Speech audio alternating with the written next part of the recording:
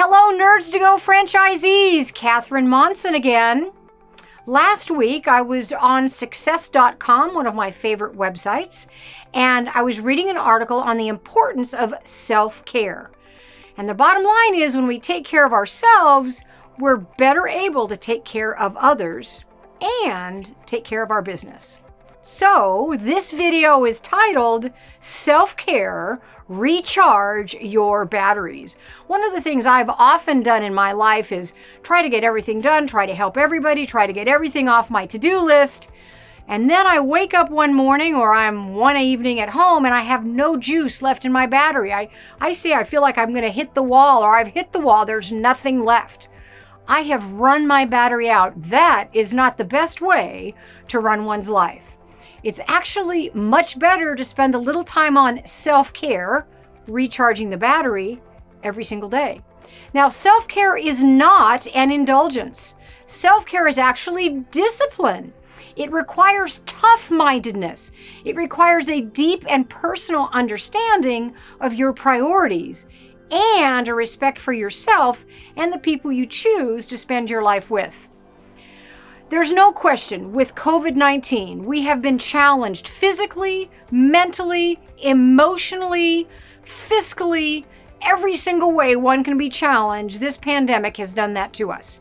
COVID has not left one corner of our lives unscathed, and every step of the way we've felt pressure.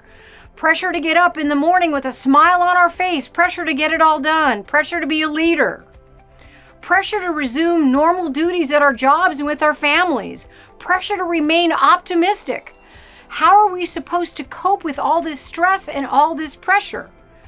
It helps a lot to make time every day for some self-care to recharge our batteries.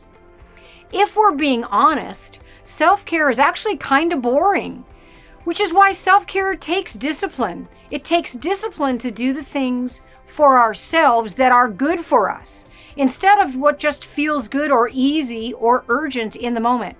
It takes even more discipline to refuse to take responsibility for other people's emotional well-being, because you really can't fix other people's emotional well-being. You can only fix your own. And it takes discipline to take full and complete responsibility for our own well-being. Self-care is also a discipline because it's not something you do once in a while, only when the world gets crazy. It's what you should do every day, every week, every month, month in and month out. And it doesn't mean hours a day. It can be 10 or 15 or 20 minutes a day, but it's that regular cadence of doing something every day to fill your soul, to fill your mind, to make you feel better, to take care of yourself. And that taking care of yourself isn't an indulgence. It's actually restoring your balance. It's restoring your health. It's restoring your well-being. And it's making that commitment to stay healthy and balanced as a regular practice. Ironically, when you truly care for yourself, exercising all that discipline that it requires, you're actually going to be in a much stronger place to give of yourself to those around you. You'll be a happier parent, a more grateful spouse. You'll be a more engaged coworker. Those who take care of themselves have the energy to take care of others joyfully, because that caregiving of others does not come at their own personal expense. And those who take care of themselves also have the energy to work with meaning and purpose towards a worthy goal, such as building up your business, which means they're also the people most likely to make the world a better place for all of us. So what are some examples of self-care? Well, it's going to be different for everybody, but it might be turning off the TV instead of watching another episode of The Crown, because the alarm is going to go off at 5 a.m. so you can go work out at the gym. Maybe it's declining the second cocktail at the office holiday party, or maybe even declining the first cocktail. Maybe it's saying no to the thing you don't want to do, even if that someone you're saying no to might actually get angry at you. Maybe it's letting people take care of themselves.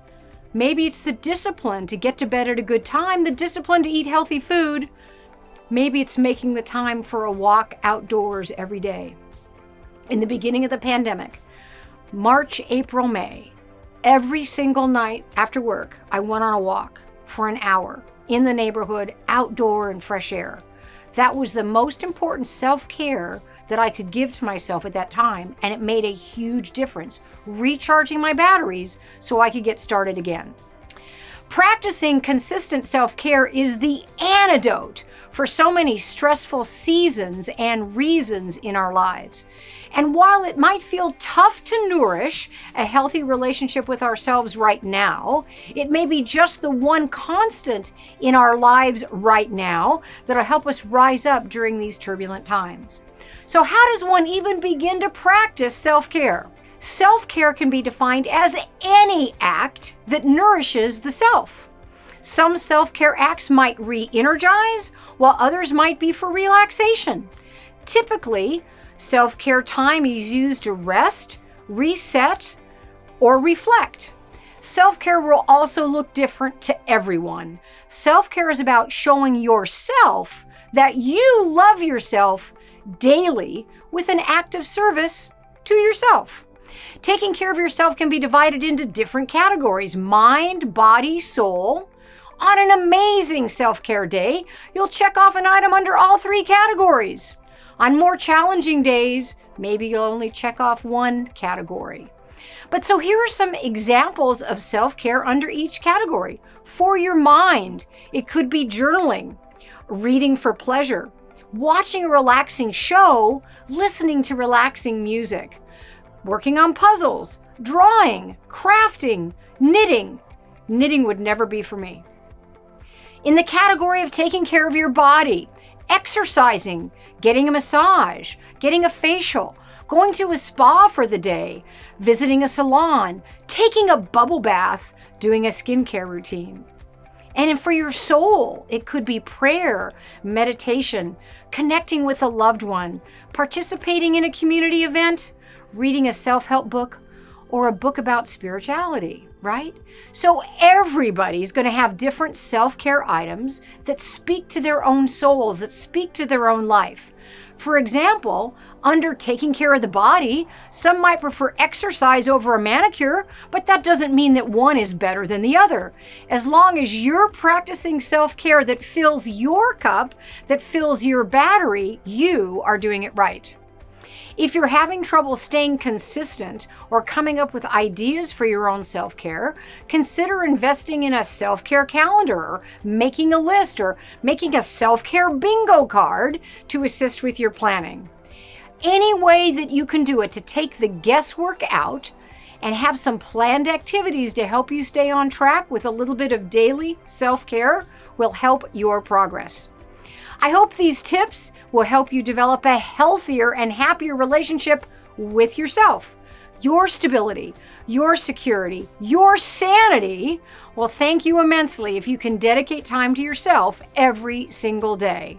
And your batteries will be full, and you'll be able to serve others better, accomplish more, and have a happier life. Thank you.